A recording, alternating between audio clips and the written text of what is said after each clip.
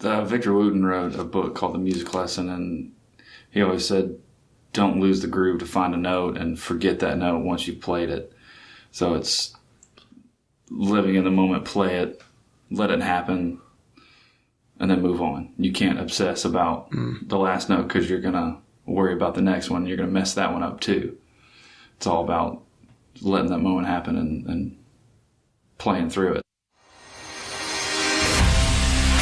Have you ever heard the phrase becoming the best version of yourself? Yeah, me too. But what does that even mean, and how do we become that person? I'm here to help you navigate through those questions and come up with actionable steps in order for you to live your best life. We've got to discover what we want.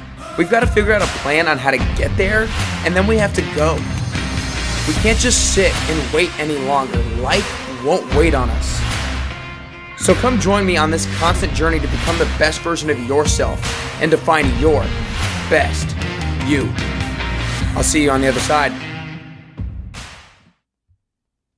All right, what's up, everybody? Welcome back to Nick Here's Best You podcast. I'm fired up today to have this beautiful couple with me today, Ryan and Heather Kinder. I'm really excited to have you guys in here. We've been trying to get it scheduled for a while, so I'm glad we finally got all y'all's busy schedule nailed down and we made it happen. Absolutely. So basically to introduce you real quick, Ryan is a country artist here in Nashville and obviously tours around to other cities across the country. And Heather, you are, what's the exact job title at your place? Senior Executive Assistant. Senior Executive Assistant, awesome. But she also was a Tennessee Titans cheerleader. We'll be talking about that a little bit today, and also an upcoming competition that she has going with Mrs. Tennessee America. Don't want to get that wrong, especially with the husband right here. But basically, when I've interviewed a few couples in the past now, and the way I always like to start is asking how you guys met. But in doing a little bit of research, I found out that you guys met as lifeguards back after high school, and then you started dating a junior year of college at Alabama. Wow. So I am interested as in what brought you guys back together. Well, We were friends the whole time. Okay. We were really close, and I was just biding my time until I could ask her out, and it took that long. yeah. So we stayed friends, like from the minute we met. We had the same friend group and hung out all the time, and it just took, like you said, 2 years to actually start dating. Yeah. Well, so whose initial push was it to get closer to dating? Always mine. Always yours? Yeah. Yeah, it's probably fair. So what held you back from making the push to go after her? Other relationships. Okay. Yeah, Somebody was in. Yeah, we both dated other people in the 2 years, so Okay. it just took a while to realize that we were wasting our time. Yeah. And then when you guys started dating, how long did it take until you actually got married? So we were pretty young when we Yeah. started dating, and so we dated. We've been together for 10 years total, and we've been married for 5 years. Okay. So about 5 years Yeah. in between. Okay.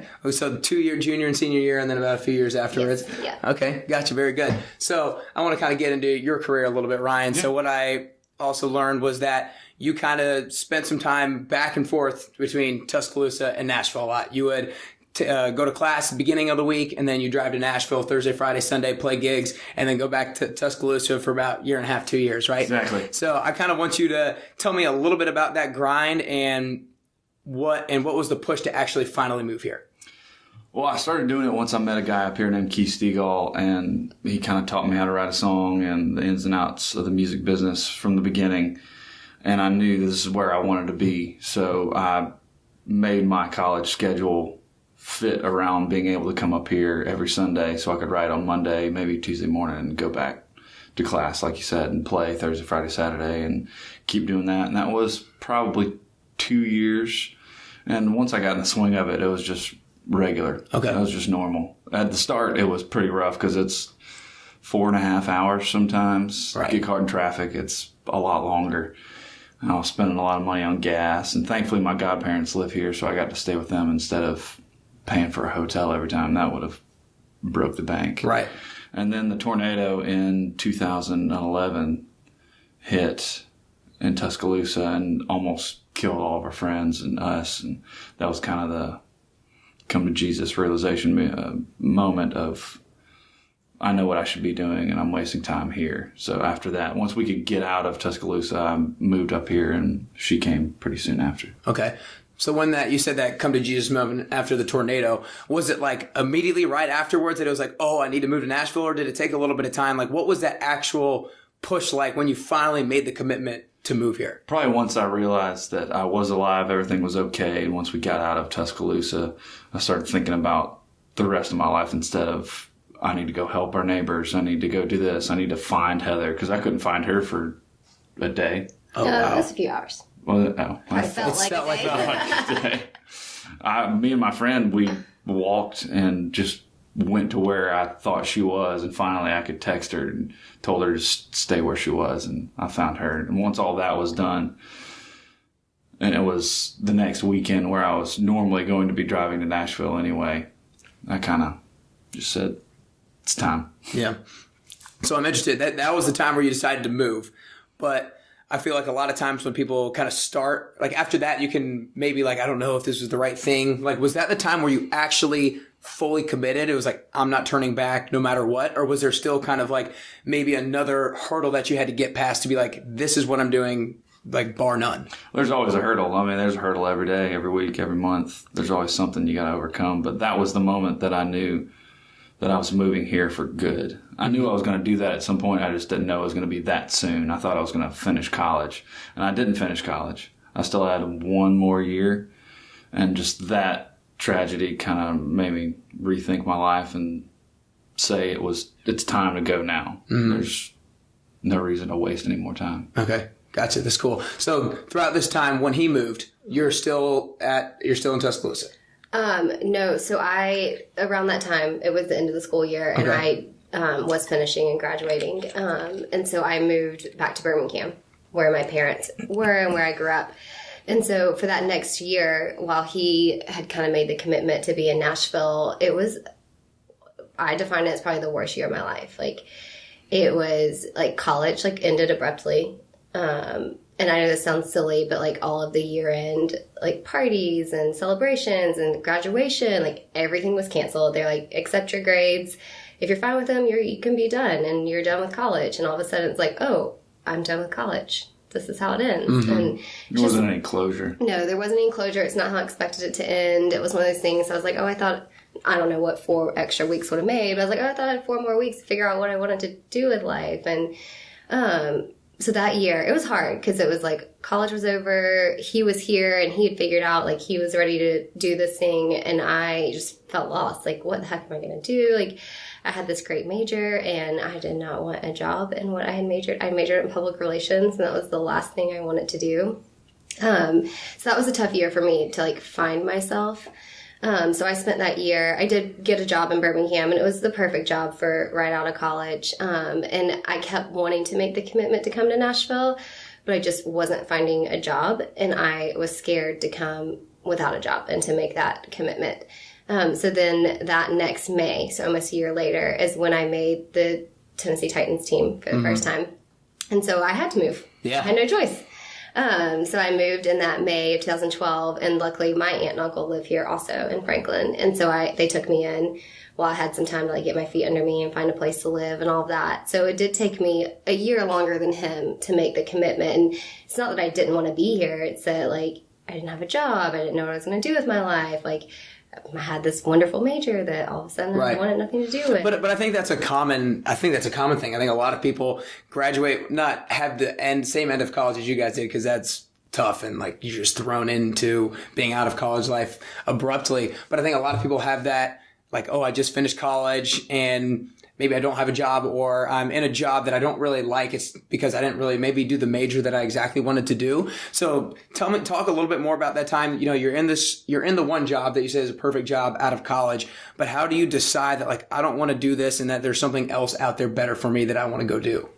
So, now don't get me wrong, my major taught me a lot, and I definitely, the job I have now, I wouldn't be as good as I am at it if I didn't have that degree in public relations. It was just so broad stroke. But I just didn't want to go work for a PR firm or be in that role for a company or anything like that.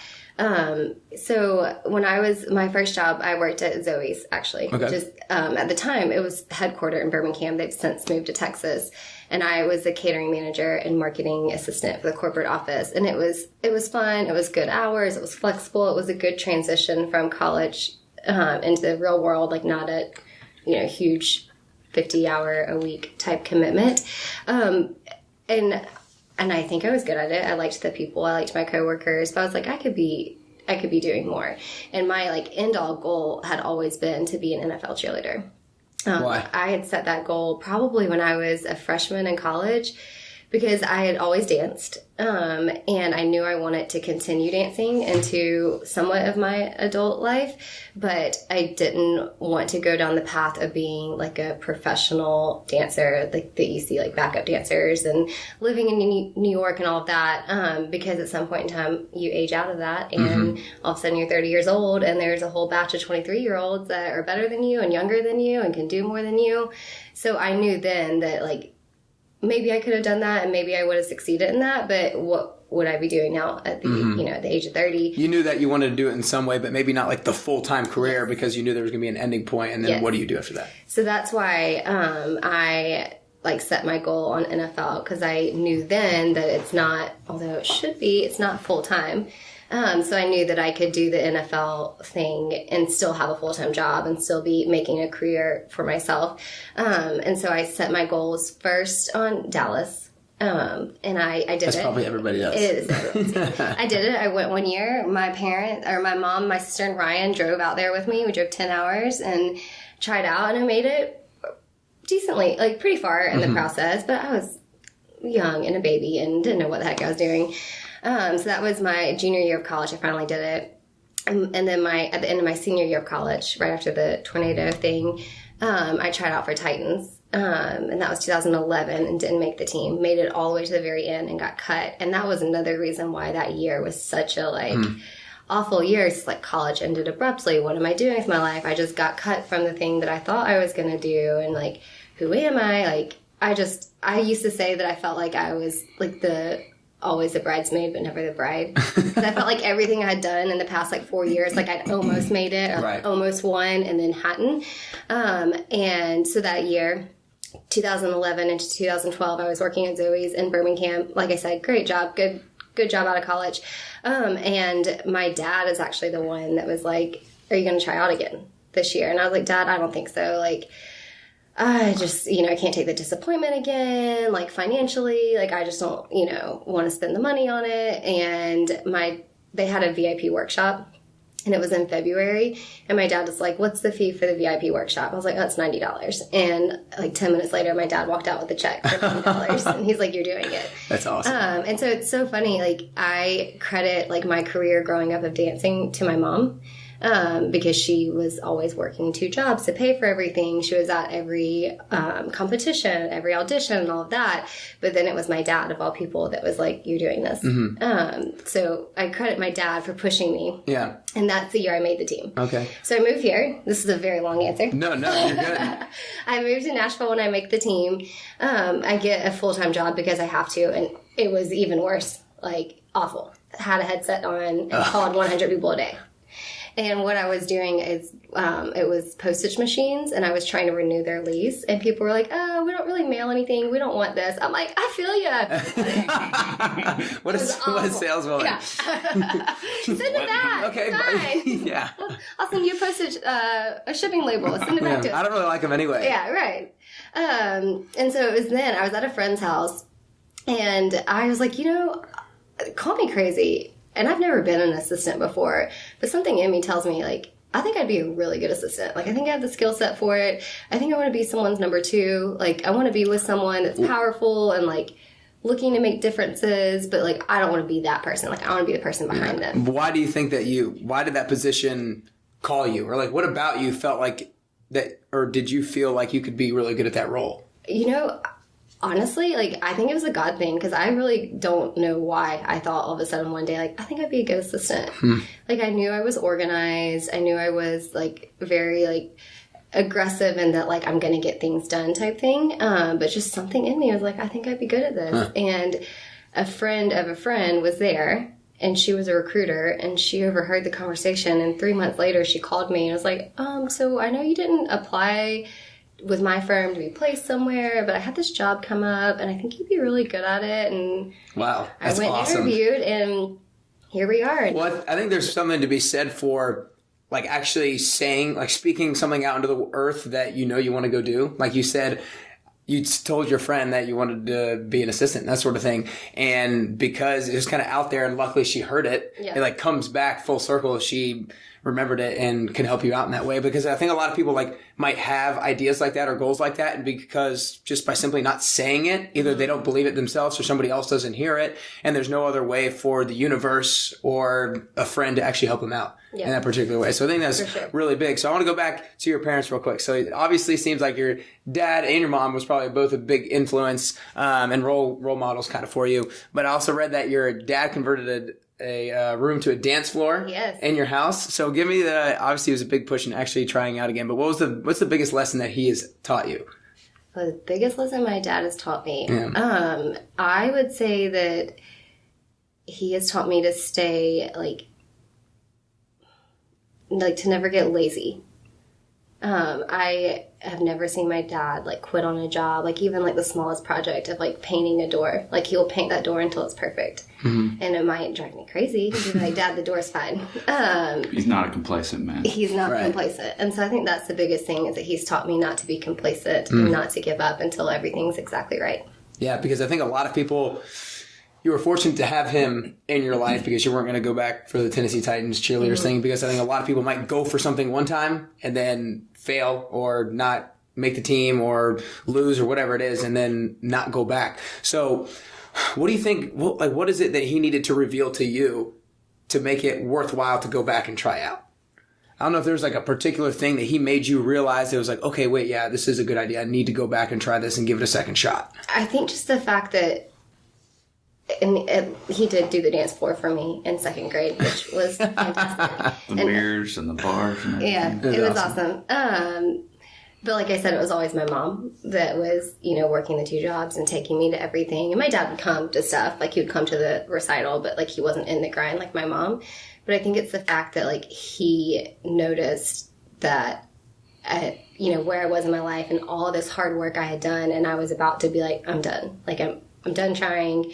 And so I think the fact that my dad like recognized that and wasn't going to let me stop. I think that just like writing the check, it was $90. Like it's not that much money, but to someone like at that age where like we were just out of college and like trying to do everything to make ends meet. And so I think just that, like writing the check for $90, I'm like, oh my gosh, like my dad hasn't given up on me. So why am I giving up on myself? Okay, cool. So you guys both have been in the public eye a number of times. I mean, as a cheerleader and obviously as a country singer. And I think that in the public eye, people get nervous. People obviously have like self-doubt, self-limiting beliefs. Like as a singer, like, oh, are these people are going to like this show? Are they liking what I'm singing? Are people judging me when I'm cheerleading? That sort of thing. So I want to start with you. How do you kind of overcome that either nerves or the self-doubt and self-limiting beliefs that we all have when we put ourselves into those kind of circumstances? Well, I think as I've gotten older, I've realized that there's a divide between people. You're going to make some people really happy and some people are going to hate what you do, and you can't do anything about that. You have to play to your crowd. You can't try and win the person that is never going to love what you're doing. So realizing that has helped me just do what I do and be great at that and not worry about them. Maybe they'll come over at some point and be a part of what I'm making, but you can't focus all your energy on the empty seats. I think that's really important to realize, because I think a lot of us, especially on social media, if people have like a big following or something and there's like 1,000 comments and 999 of them are good and there's one bad one, people dwell on that bad one. That's so empty seat. Yeah. So it's just really hard to channel your energy and try to convince the one person why you're so great or why what you do is good. Exactly. And just focus on the positive. Yeah. So just exactly. Cool. So what about you? Anything in particular that allowed you to be more comfortable cheerleading? Were you nervous when you first started? Nervous. I think I was more nervous for you than you were. Nervous about like the actual like going out and remembering the routine. Like when you're dancing in front of 70,000 people at a stadium, like you don't want to be the one that messes up. Right. Because you're for sure I'd be in the stands going like, yeah, you can do it. Give me the dance with me.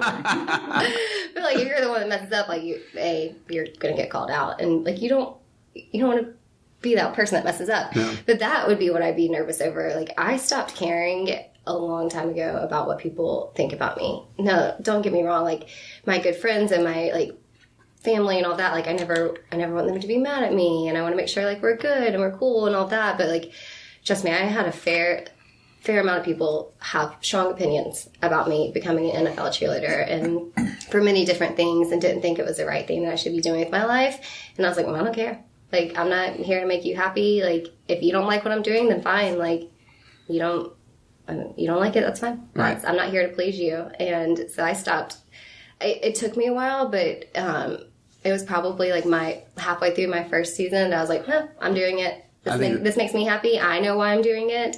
And I know that the people I'm with are really good people and making a difference in the world. And I don't care what everyone else thinks. That's awesome. I think a lot of people would wish they had that sort of mindset towards it. So also, I'm sure that you've probably had people in the past be like, oh, you just want to go be a country singer. Like, who doesn't, like going to Nashville, that sort of thing. Yeah. Did you have particular people around you that were super supportive that allowed you the belief in yourself to actually go do it? And like, did you have a lot of like naysayers and people trying to recommend you not go do that thing? Just tell me kind of about that support versus non-support that you might have had. Oh, there's always people trying to disparage you from chasing your dreams. So there's those people everywhere. But I mean, Heather was my biggest supporter. My parents, I mean, my mom and dad would come and sit with me when I was 16 or 17 playing bars. I wasn't allowed to be in there, so I had to have a chaperone. Oh, yeah.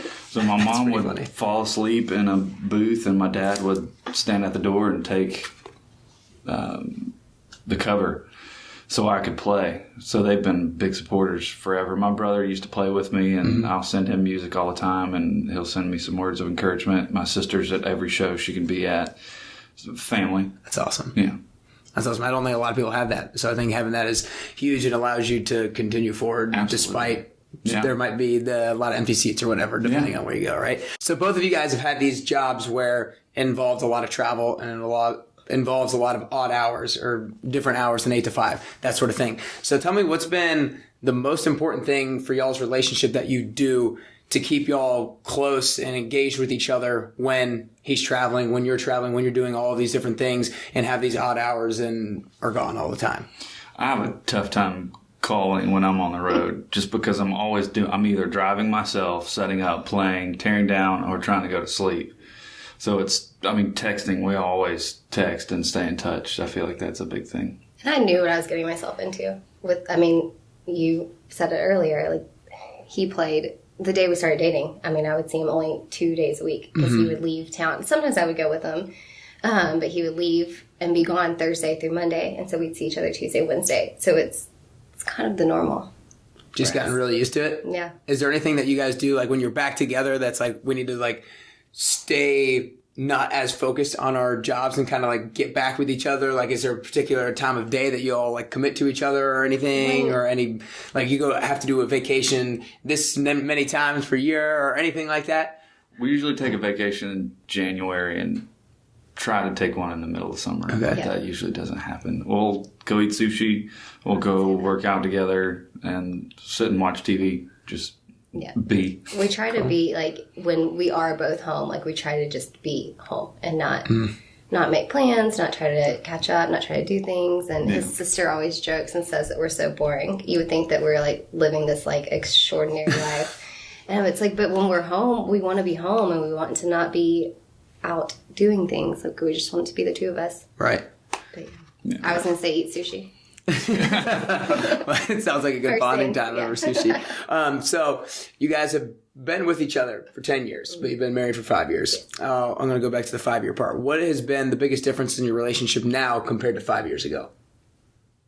I feel like you get to know each other better every year. It's just becoming closer and communicating better, knowing each other. Mm-hmm. Is there anything sushi. And sushi. Is there anything that not to get like personal, but is there anything that you learned about Heather, like over, like through marriage, whether it's like a personality thing or any trait that you didn't realize when you got married? How OCD she was.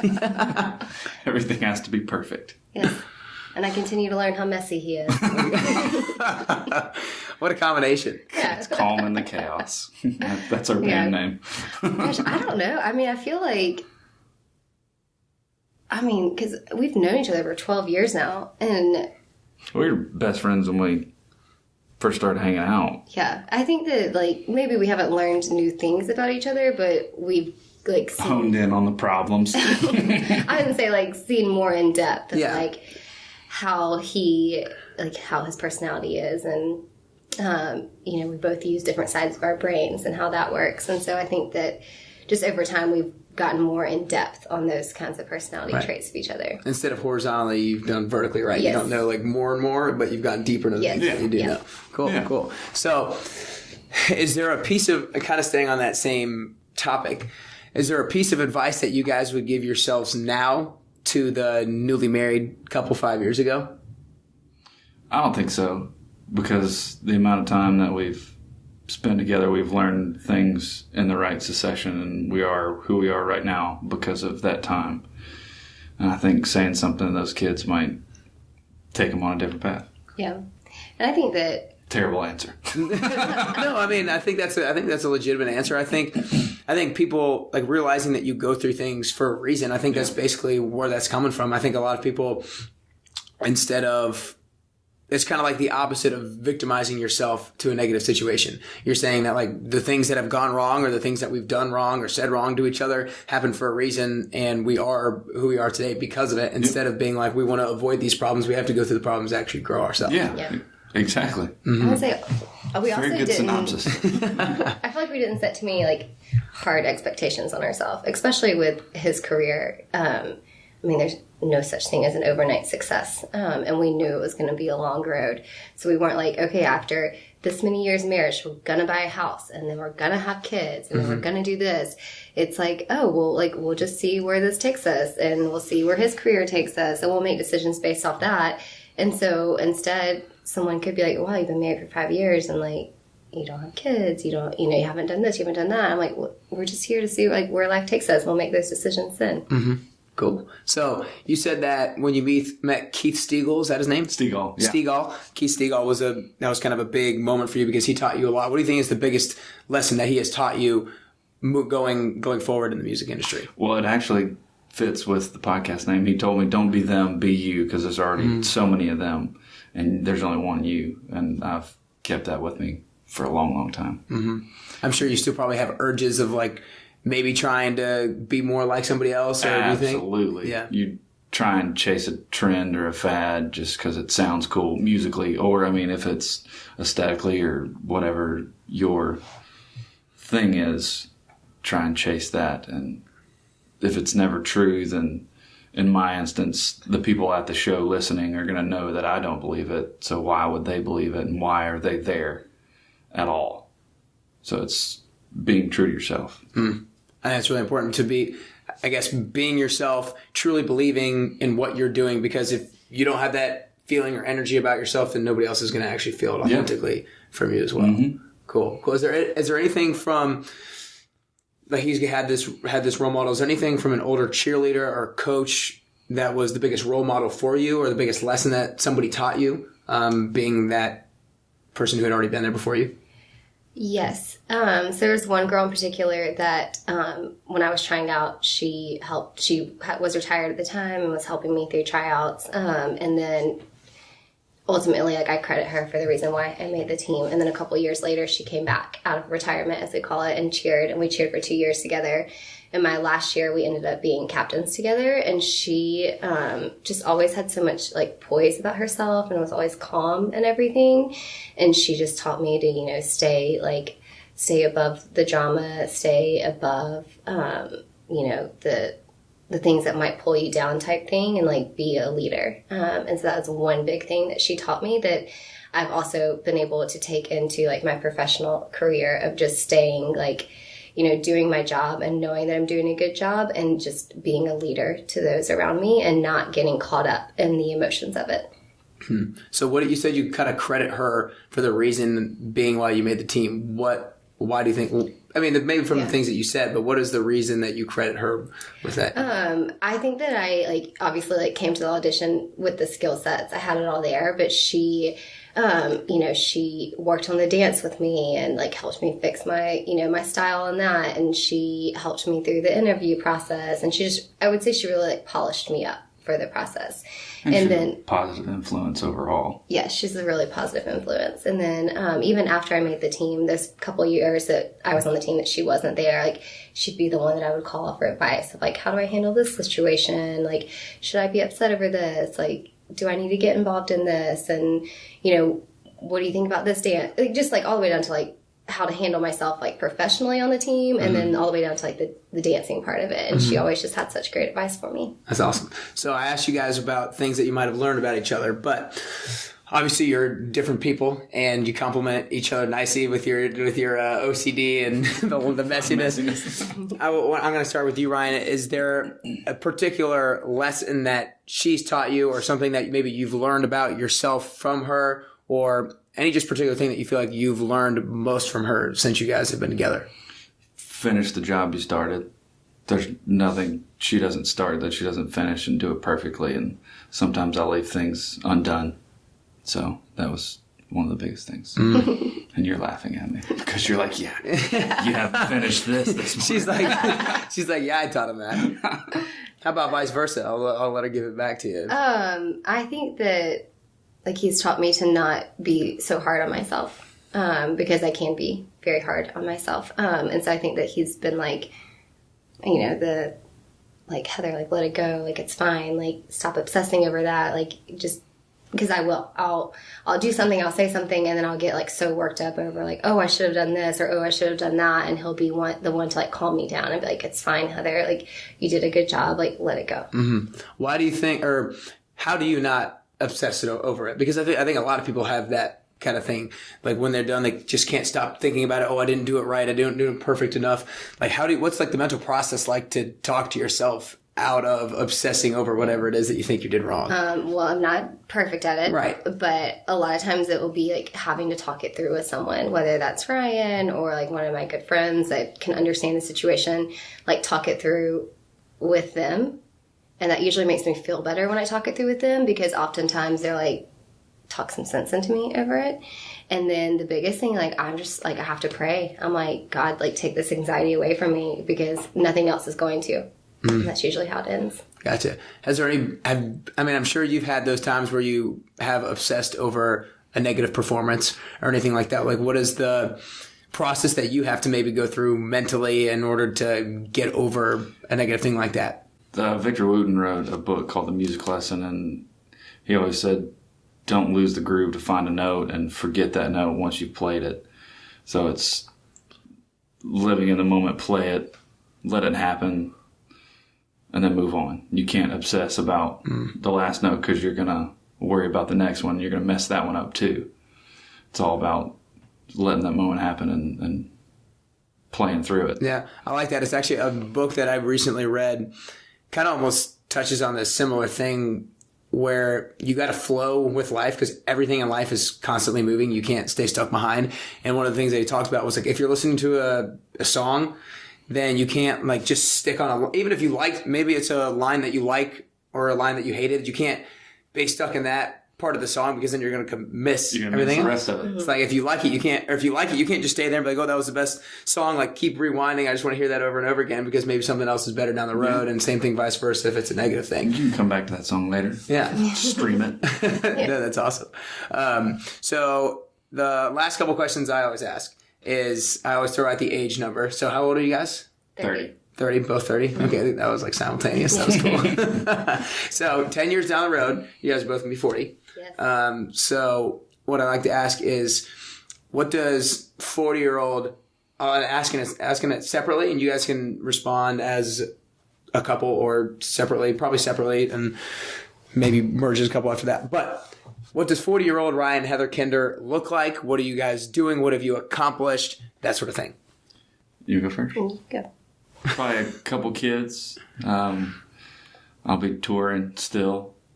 A dream is to race in Kona for Ironman. And that's all I really care about. Yeah. Okay. You still be healthy? Me still be healthy? Yeah. Those are good. I would say 40. I would agree. Hopefully we'll have kids by then. And then, I know I mentioned earlier that I'm an executive assistant, and I truly love being an executive assistant. I have no desire to step ahead and be that number one person. I don't know, I think that my boss will keep me around. She's kept me around for 6.5 years. I hope that she'll keep me around for a little bit longer, but, I don't know where that path will go, but I see myself still being in that number 2 position. I really like to be the person behind the curtain and driving someone. So I still see myself in a similar type role in 10 years from now. And yes, having kids. And then, I still have some physical goals. Like, he wants to race in Kona. I just want to do a full triathlon, not a sprint triathlon, get over that fear of swimming and be able to swim farther.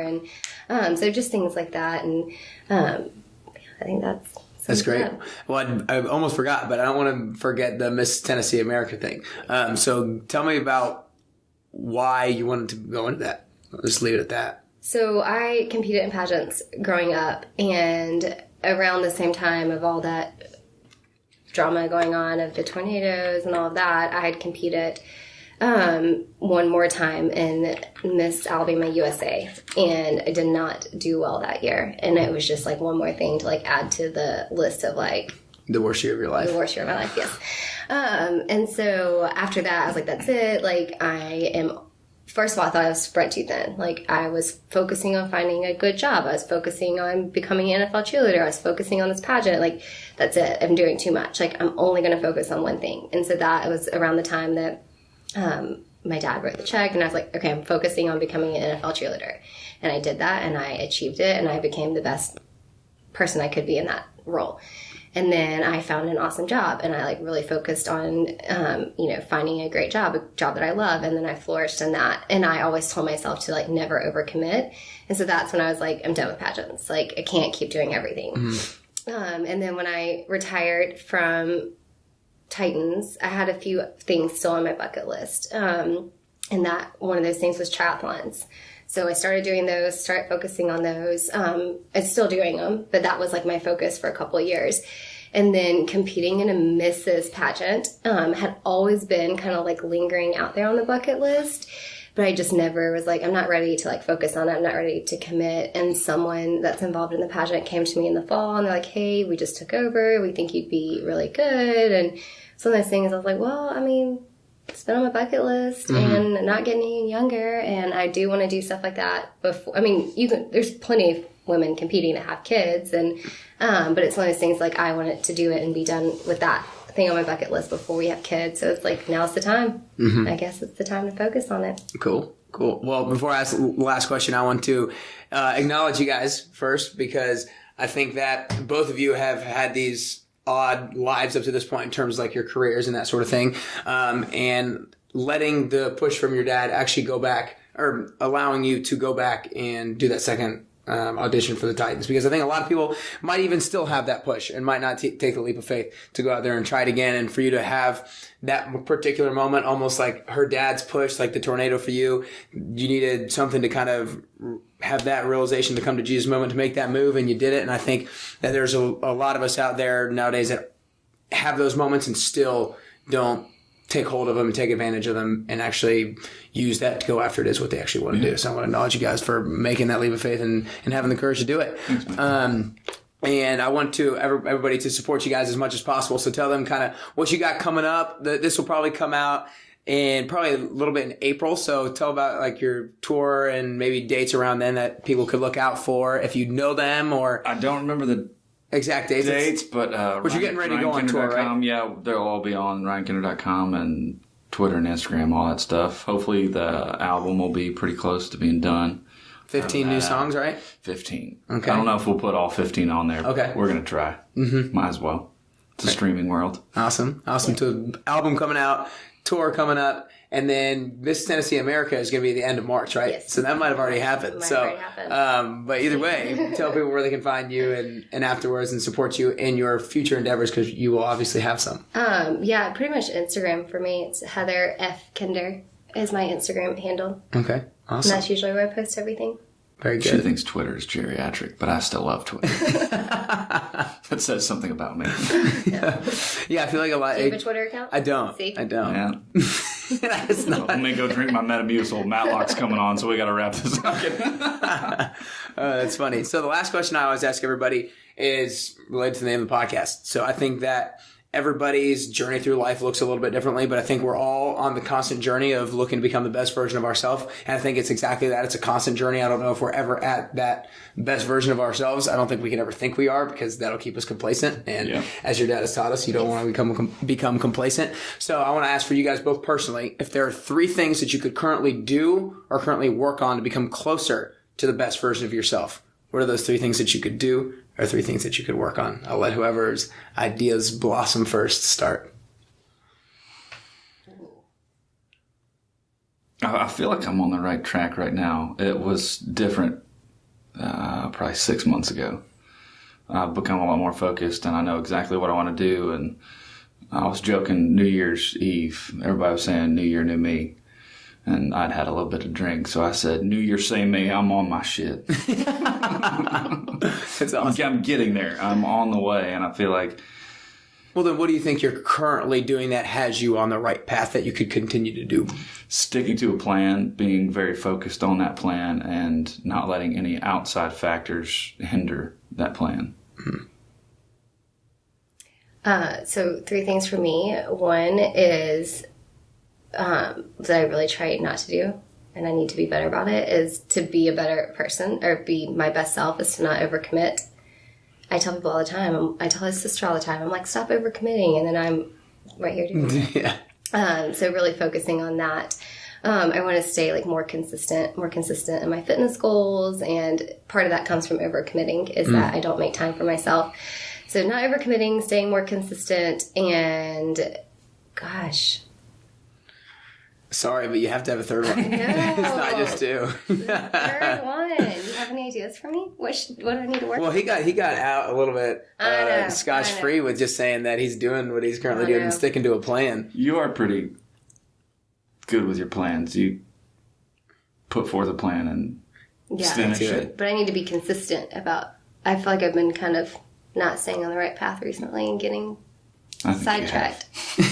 Because this doesn't help. I still need a 3rd thing. Be easy on yourself. Come on, that's what he's taught you. Oh, maybe that's it. Yes. Maybe that's what I need to do. Is be easier on myself. There we go. That'll be my 3rd. Less self-deprecating. Yes, there we go. There you go. Well phrased. Well, that's all I got for you guys. I appreciate you coming in. Thanks for having us. Yeah.